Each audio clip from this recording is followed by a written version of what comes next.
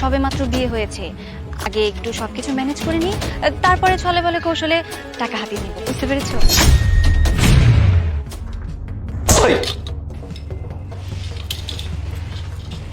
কি ব্যাপার, তুমি আমাকে মারলে কেন? বিয়ের পরেও যদি এসব করতে হয় তাহলে আমাকে বিয়ে করেছো কেন? মানে কি বলতে চাচ্ছ তুমি? আজ আমাদের বাসর রাত, এই বাসর রাতে তুমি কার সাথে কথা বলছিলে? কার সাথে আবার? আমি মায়ের সাথে কথা বলছিলাম। তোমার বিশ্বাস হচ্ছে না? দাঁড়াও, দেখো।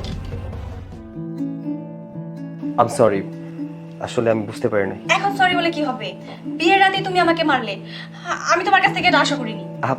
বললাম তো সরি, আসলে চিন্তাটা একটু অন্যদিকে নিয়ে গেছিলাম তো, তাই আর কি। এমনটা আর হবে না। আচ্ছা ঠিক আছে, তুমি বসো, আমি আসছি। আচ্ছা আমি বেরোচ্ছি। দাঁড়াও, বলছিলাম কি, আমি একটু বাড়িতে যাব। তুমি কি বলো, আমি কি যাব? গতকালকে বিয়ে হলো, আজ যদি বাবার বাড়িতে যাও তাহলে ব্যাপারটা খারাপ দেখা যায় না?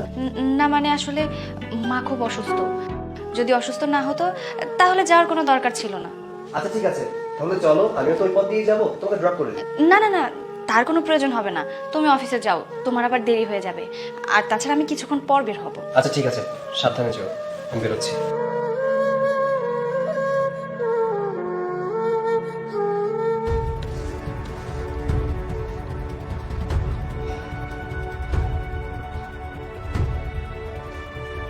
আসসালামু আলাইকুম আম্মা। ওয়ালাইকুম সালাম। আমার শরীরে কি অবস্থা এখন আপনার? আমার শরীর ভালো আছে বাবা, তোমরা কেমন আছো? হ্যাঁ ভালো আছি। অথই কখন রওনা করবে? কেন, অথর কি আসার কথা ছিল? মানে আমাকে সকালে বলছিল যে আপনাদের বাসায় যাবে আর কি, তার মানে মনে হয় বাসা থেকে যায়নি এখনো। আচ্ছা ঠিক আছে বাবা, অথই আসলে আমি তোমাকে ফোনে জানিয়ে দিব। আচ্ছা ঠিক আছে, হ্যাঁ রাখছি। হ্যাঁ, আসসালামু আলাইকুম। ওয়ালাইকুম সালাম।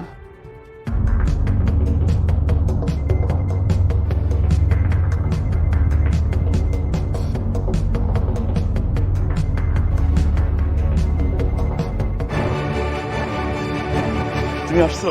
আচ্ছা তুমি কি বলো তো, গত রাতে তুমি আমাকে এমন সময় কল দিয়েছো যে সময় কিনা আমি আমার স্বামীর সাথে বাসর ঘরে ছিলাম। তুমি কি কিছুই বুঝো না? কি করবো বলো, আমার ভালো লাগছিল না। আচ্ছা শোনো, তুমি ওই লোকটার সাথে কয়দিন সংসার করবে বলো তো? শোনো, যত দ্রুত সম্ভব ওনার যা কিছু আছে সব হাতিয়ে নিয়ে চলে আসো। হ্যাঁ আরে বাবারে বাবা, একটু সময় তো দিতে হবে। সবেমাত্র বিয়ে হয়েছে, আগে একটু সবকিছু ম্যানেজ করে নিই, তারপরে ছলে বলে কৌশলে টাকা হাতিয়ে নিব। বুঝতে পেরেছো? আচ্ছা চলো, আমাদের চিরচেনা জায়গা থেকে একটু ঘুরে আসি। চলো। চলো।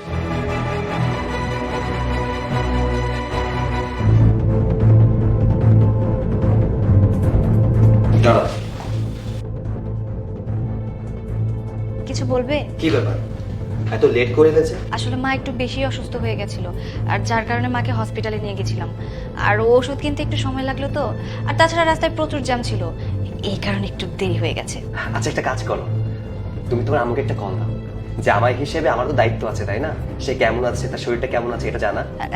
না না, কোনো দরকার নেই, আমি তো মাত্রই আসলাম, তুমি পরে কথা বলে নিও। আরে না না, দাও তো ফোনটা দাও। আরে, দাও।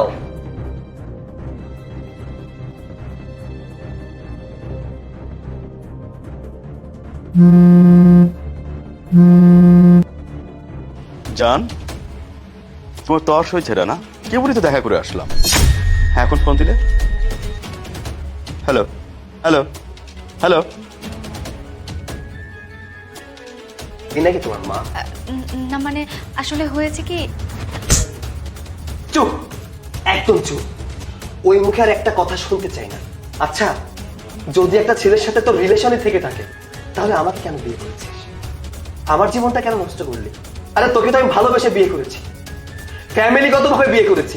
তোর যদি অন্য ছেলের সাথে রিলেশন থাকে তোর বাবা মাকে বলতে পারতি, তাহলে ওই ছেলের সাথে তোকে বিয়ে দিত। শুধু শুধু আমাকে তোর জীবনে কেন জড়ালি? তোর যে বয়ফ্রেন্ড আছে সেটা আমি গত রাতেই বুঝে গিয়েছিলাম। কি টেকনিক তাই না, নিজের বয়ফ্রেন্ডের নাম্বার মা দিয়ে সেভ করা, যাতে হাজবেন্ড বুঝতে না পারে যে বয়ফ্রেন্ড কল দিয়েছে। আচ্ছা তো ছল চাতুরি কেন করিস? মানুষের জীবন নিয়ে কেন খেলা করিস? দেখ, যে মানুষটা বিয়ে করে সে সারা জীবনের জন্য চায় যে সে সুখে থাকতে, শান্তিতে থাকতে, কিন্তু তোদের মতো কিছু সংখ্যক মেয়েদের জন্য হাজবেন্ডের জীবনটা নষ্ট হয়ে যায়। তোরা লাইফে ঠিকই আসিস, তবে ধ্বংস করার জন্য, লাইফটাকে গড়ার জন্য না। তুই যখন বেরিয়ে গিয়েছিস সকালবেলা মায়ের সাথে দেখা করার জন্য, আমি তখন তোর পিছু পিছু গিয়েছিলাম এবং দেখেছিলাম তুই তোর বয়ফ্রেন্ডের সাথে কি কথা বলছিস। আমার এখন লজ্জা করছে যে তোর মতো মেয়েকে আমি বিয়ে করেছি। হায় রে ভালোবাসা, আরে প্রেম, একটা কথা বলি শোন, মানুষের জীবন নিয়ে খেলিস না, তাহলে দেখবি কখনো সুখের সীমানা খুঁজে পাবি না। আসলে হয়েছে কি, ও তো আমার এক্স বয়ফ্রেন্ড ছিল, যার কারণে ওর সাথে শেষবারের মতো দেখা করতে গিয়েছিলাম। আমার ভুল হয়ে গেছে, আমাকে ক্ষমা করে দাও। আর কখনো আমি ওর সাথে দেখা করতে যাব না। তুই যদি তোর বয়ফ্রেন্ডের সাথে শেষবারের মতো দেখা করতেও যেতি না, আমি তোকে ক্ষমা করে দিতাম। ভাবতাম যে একটা রিলেশন ছিল, সেখান থেকে বেরিয়ে নতুন জীবনে পা দিয়েছে। তুই তো আমাকে ঠকাতে চেয়েছিস। তুই যে কথাগুলো বলেছিস ওকে সব আমি শুনেছি। তুই বলেছিস আমার সমস্ত সম্পত্তি ঝাল দলিল করে নিয়ে ওকে দিয়ে দিবি। আরে ভালোবাসা, আরে মেয়ে মানুষ। শোন, এত কিছু করার দরকার নেই। সময় থাকতে তুই আমার বাসা থেকে বেরিয়ে যা, তোকে নিয়ে আমি সংসার করবো। প্লিজ প্লিজ আমাকে ক্ষমা করে দাও, আমি তোমার পায়ে পড়ি। আমাকে এই বাড়ি থেকে বের করে দিও না প্লিজ। প্লিজ, তোর এসব অভিনয় নাটক সিনেমাতে বানায়, বাস্তব জীবনে এর কোনো ভিত্তি নেই। সো আমি কোনো পদক্ষেপ নেওয়ার আগে সসম্মানে এই বাড়ি ছেড়ে চলে যা, আর তা না হলে পুলিশ ডেকে তোকে প্রতারণার মামলায় জড়াতে বাধ্য হব। বেরিয়ে যা, বেরিয়ে যাও।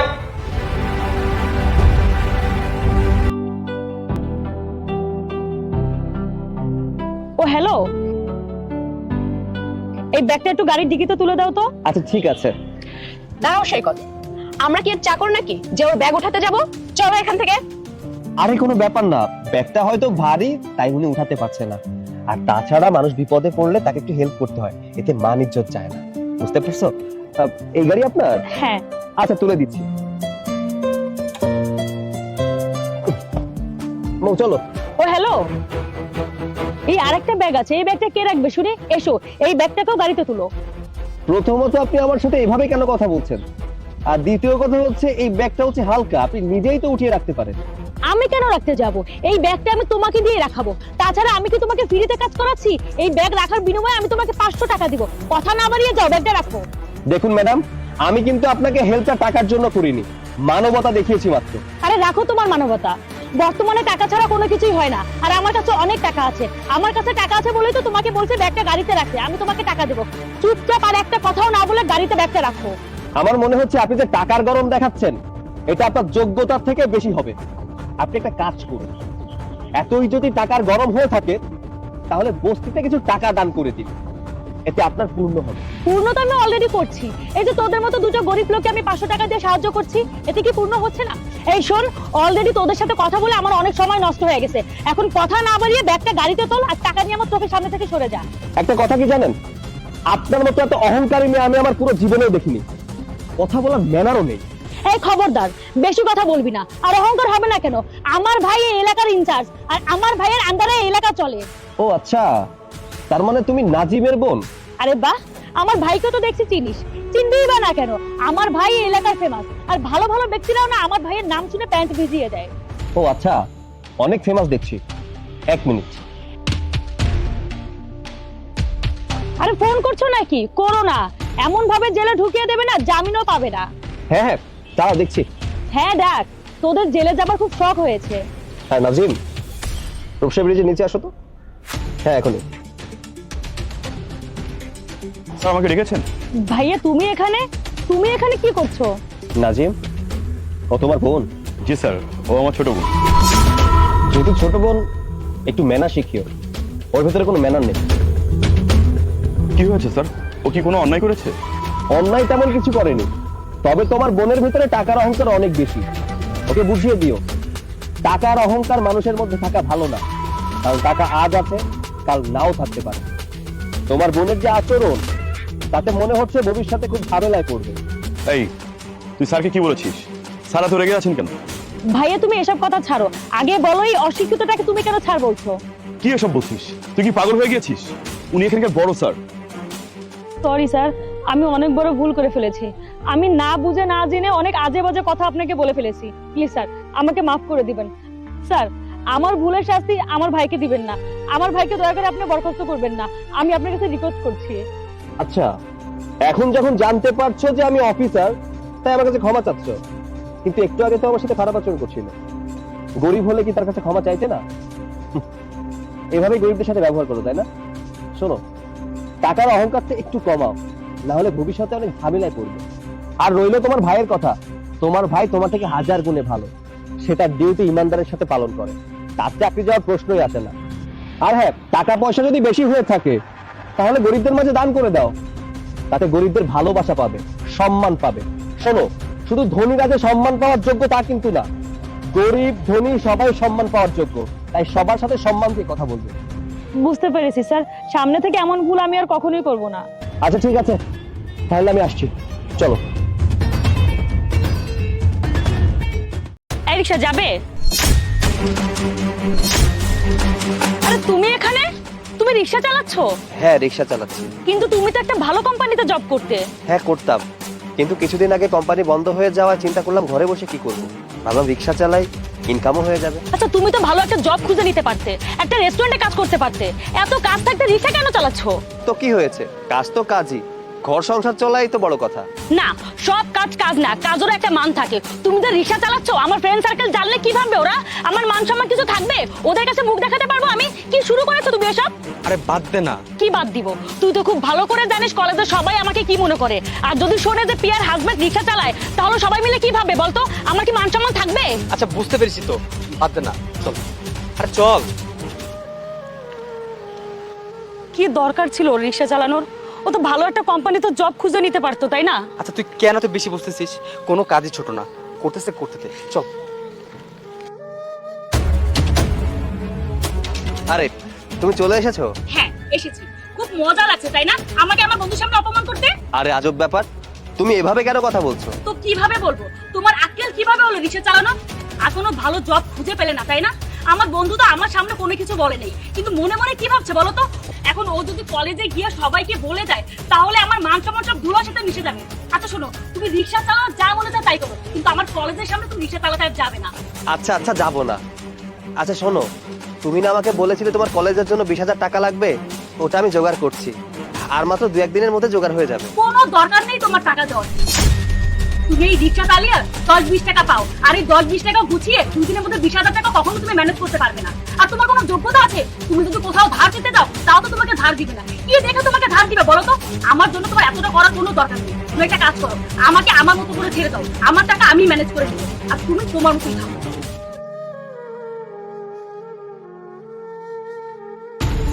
আচ্ছা তুই কি কলেজে টাকাগুলো ম্যানেজ করেছিস? না রে, এখনো ম্যানেজ করতে পারিনি। আচ্ছা তুই তোর হাজবেন্ডের থেকে কেন টাকাগুলো নিচ্ছিস না? আরে ওর কাছ থেকে কিভাবে নিব?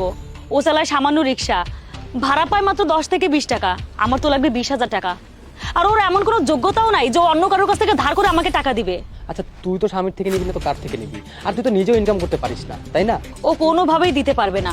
এখন তো মনে হচ্ছে যে আমার কারোর কাছ থেকে টাকা ধার নিয়ে আসতে হবে। যদি ধারের কথা বলিস তাহলে একজন লোক আছে যে তোকে এই ধারটা দিতে পারে। দেখ আমি কিন্তু আমার বাসায় টাকা কথাটা বলে দিয়েছি, তুই এক কাজ কর, আমি ওই লোকটার কাছে তোকে নিয়ে যাই, তার কাছ থেকে তুই টাকাটা ধার নে, পরে না হয় জব করে টাকাটা পরিশোধ করে দিয়ে দিবি। আচ্ছা ঠিক আছে, চল তাহলে। শোন, তার সাথে কিন্তু আমার তেমন কোনো সম্পর্ক নেই, টাকাটা চাওয়া মাত্রই দিয়ে দিবে, কিন্তু একটু রিকোয়েস্ট করতে হবে। হ্যাঁ, আমি আমার সব প্রবলেমগুলো তাকে খুলে বলবো, আর সময় মতো আমি তার টাকাও দিয়ে দিব। ঠিক আছে, চল তাহলে। চল। আসসালামু আলাইকুম। ওয়ালাইকুম আসসালাম। তা শুভ, কেমন আছো? জি চাচা, আমার অবস্থা ভালো, আপনার কি অবস্থা? আলহামদুলিল্লাহ ভালো আছি। চাচা, যে কারণে আপনার কাছে আসা, এই মেয়েকে দেখছেন, ও হচ্ছে আমার ফ্রেন্ড প্রিয়া। ওর একটু সমস্যা হয়েছে, আসলে কলেজে কিছু টাকার প্রয়োজন, তো তার জন্য আপনার কাছে আসা। আর আমি জানি আপনি মাঝে মধ্যেই মানুষকে টাকা পয়সাতে সাহায্য করেন। আপনি যদি ওকে কিছু টাকা ধার দিতেন, ও কিছুদিন পর একটা জব নিয়ে তারপর আপনার সমস্ত টাকা পরিশোধ করে দিবে। আমি তো সাহায্য করতেই পারি, কিন্তু ওকে দেখে তো তেমন বয়স বলে মনে হচ্ছে না, ওর বয়স তো অনেক কম। তাছাড়া ও কি জব করবে? আর সময় মতো কি ও টাকাটা পরিশোধ করতে পারবে? আচ্ছা, ওর বাসায় কি কোনো গার্জিয়ান নেই? ওর ঘরে ওর হাজবেন্ড আছে, কিন্তু উনি তো রিক্সা চালায়, তাই টাকাগুলো দিতে পারছেন না, তার জন্য আপনার কাছে আসা। তাহলে তো আমি দিতেই পারবো না। আর তাছাড়া ও টাকা কিভাবে ফেরত দেবে? আর ওকে তো দেখে মনে হচ্ছে বয়স এমনিতেই কম। চাচা, আমি আপনাকে কথা দিচ্ছি, আপনার টাকা আমি সময় মতো দিয়ে দিব। শুভ, একটু বল না। হ্যাঁ চাচা, ও ঠিকই বলছে, অনেক আশা করে আপনার কাছে এসেছি, প্লিজ আমাদেরকে ফিরিয়ে দেবেন না? নেওয়ার সময় সবাই ভরসা করে আসে, কিন্তু আমি তো ওকে নিয়ে কোনো ভরসা পাচ্ছি না। আর তাছাড়াও ওর স্বামী রিক্সা চালায়, এতগুলো টাকা কি করে শোধ করবে বলো? না না, আমি টাকাগুলো দিতে পারছি না। আরে সৈকত, তুমি এখানে কেমন আছো? এই তো চাচা, ভালো আছি। প্রিয়া, তুমি এখানে কেন? তুমি এখানে কেন? তোমার এখানে কি কাজ? আমি যা জিজ্ঞাসা করছি তাই বলো, তুমি এখানে কেন আসছো? আসলে আমি শুভকে নিয়ে ওনার কাছে টাকা ধার নিতে এসেছিলাম, কারণ আমার কলেজের টাকাটা এখনো দেওয়া হয়নি তো। সৈকত, তোমার ওয়াইফ? আসলে কলেজের জন্য 20,000 টাকার দরকার ছিল। যদি পারতেন আমাকে টাকাটা দিলে আমার অনেক উপকার হতো। আমি সময় মতো আপনার টাকা আমি ফেরত দিয়ে দিতাম। আরে বাবা, কি বলছো? সামান্য 20,000? তুমি আমার কাছে 50,000 টাকা চাইলেও আমি তোমাকে দিতাম, কারণ তোমার এই মহল্লা একটা সুনাম আছে। তাছাড়া তোমার লেনদেন অনেক ভালো।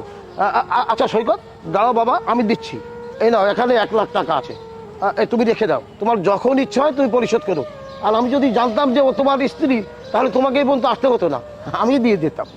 না না চাচা, 1 লাখ টাকা তো আমার কোনো দরকার নেই। আমার দরকার 20,000 টাকা। আপনি 20,000 টাকা দিলেই হবে। তোমাকে নিয়ে আর পারি না। আচ্ছা বাবা, তুমি যা বলেছো আমি তাই দিচ্ছি। এই নাও, এখানে 20,000ই আছে। আর একটা কথা, তোমার মতো সৎ মানুষ এই যুগে পাওয়া বড় বিরল। এই নাও টাকা। কলেজের ফিসটা দিয়ে দিও, আর টেনশন করতে হবে না। আমি সময় মতো চাচার টাকা ফেরত দিয়ে দেবো। চাচা, আমি আসি। ঠিক আছে বাবা, ভালো থেকো।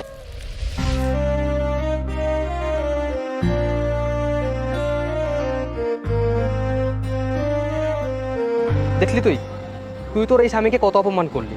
সে রিক্সা চালায়, তবু মানুষ তাকে কত সম্মান করে, কত ভরসা করে। তোর তো একটু কৃতজ্ঞতা থাকা উচিত। শোন, বাসায় গিয়ে তোর স্বামীর কাছে মাফ চেয়ে নিস। যা যা।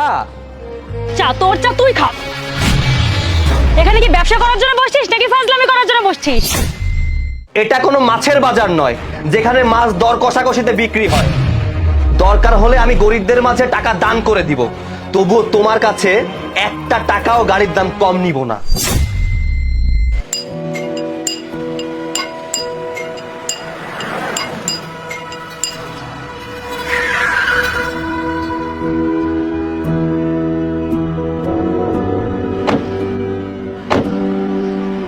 গ্যারেজের লোকজন কি কেউ আছে?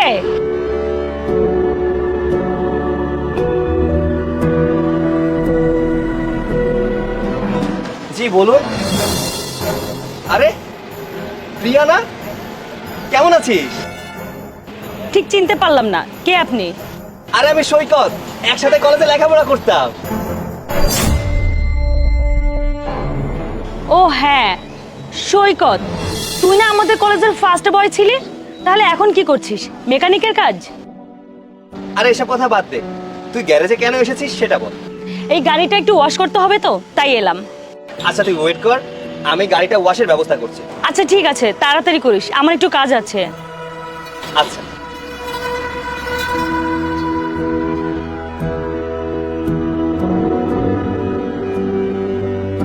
প্রিয়া, এই নে তোর গাড়ির চাবি। তোর গাড়ি একদম চকচকা হয়ে গেছে। কলেজে থাকতে তো অনেক দিমাগ দেখাইতি, পড়াশোনা নিয়েও অনেক ভাব দেখাইতি। আজ তো এমন অবস্থা করব যেটা সারা জীবন তোর মনে থাকবে। আচ্ছা তোর এখানে এলাম, আমাদের একটু চা খাওয়াবি না? চা খাবি? আচ্ছা ঠিক আছে, তোরা ওয়েট কর, আমি তোদের জন্য চা নিয়ে আসছি। এগুলো একটু ধরো তো, আমি আসতেছি।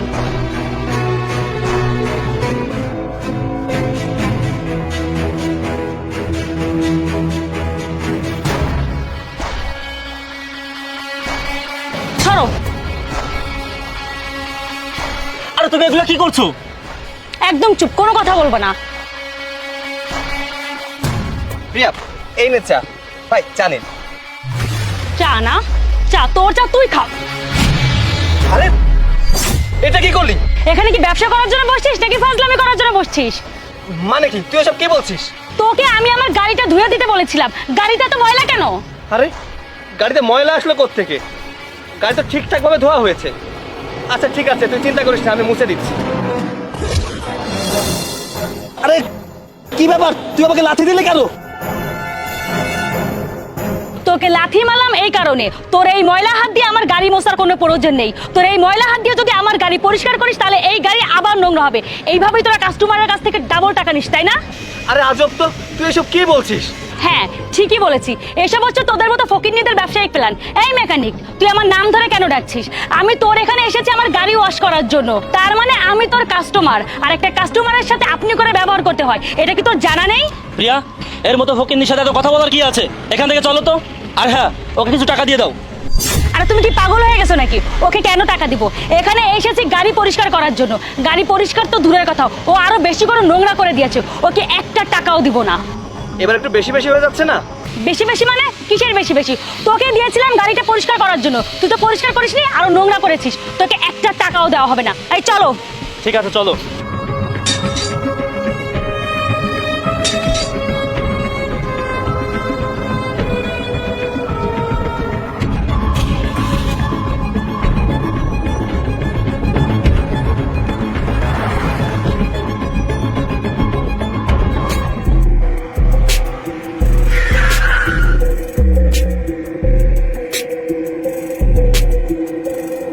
এই প্রিয়া শোনো, তোমার বাবাকে একটা গাড়ি কেনার ব্যবস্থা করতে বলো। তুমি তো জানো আমার রেগুলার অফিসে যেতে হয়, আমি তোমাকে এভাবে নামিয়ে দিতে পারবো না। আচ্ছা ঠিক আছে।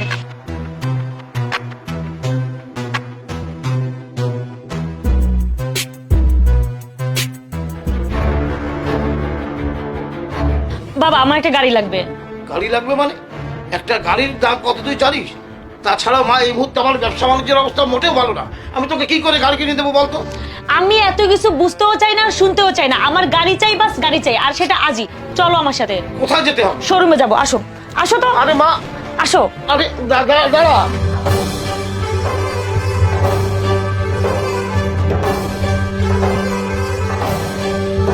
ওয়াও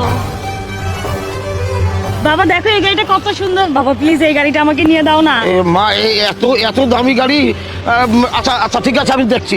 তাই ম্যানেজার সাহেব গেল কোথায়? ম্যানেজার আসুক, তারপর আমি দেখছি মা। স্যার আসসালামু আলাইকুম।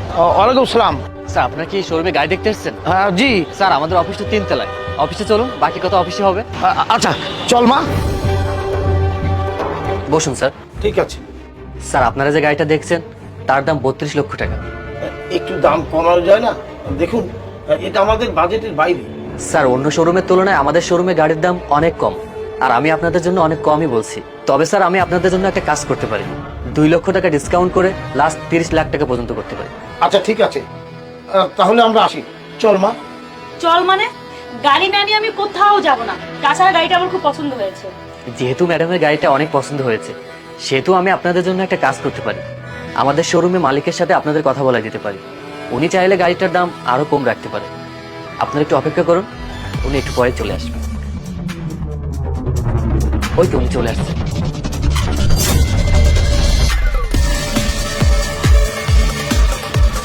স্যার। হ্যাঁ আরে বলো। ওনারা একটা গাড়ি দেখতে এসেছেন, গাড়ি পছন্দও করেছেন, তবে বাজেটটা একটু কম, তাই আপনার সাথে কথা বলার জন্য ওনারা বসে আছেন। আচ্ছা ঠিক আছে, তুমি যাও, আমি বিষয়টা দেখছি। ঠিক আছে স্যার। সৈকত, ওই লোকটা তোমাকে স্যার বললো, তার মানে তুমি কি এই শোরুমের মালিক? হ্যাঁ, আমি এই শোরুমের মালিক। আপনি আমার শোরুমে গাড়ি কিনতে এসেছেন, তার মানে আপনি আমার কাস্টমার। আর কাস্টমার হয়ে শোরুমের মালিকের নাম ধরে ডাকাটা, এটা একটা অভদ্রতা।